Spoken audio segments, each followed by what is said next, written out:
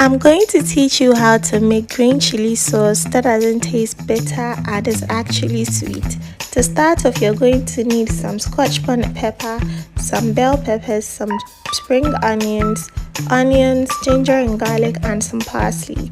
Please make sure the garlic is more than the ginger, else it's going to be bitter. The ginger is what is going to make it bitter. Into my blender, I added everything, added a little water. You can use oil as well, and blended it. Afterwards, you're going to fry it. So to fry, you need enough oil to cover the pan, and you're going to add the blended mix. Allow this to fry for about 10 minutes, and after 10 minutes, when the oil floats on top like this, you'd know it's almost ready. You're then going to season. Please keep the seasoning very simple. You just need some seasoning cube and a little salt. You don't need to do too much with the sauce because it has its own taste from the other ingredients.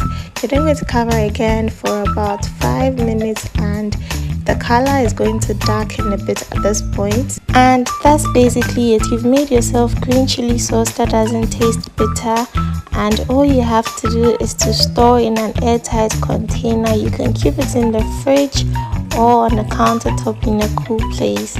Did you learn something new? Bye!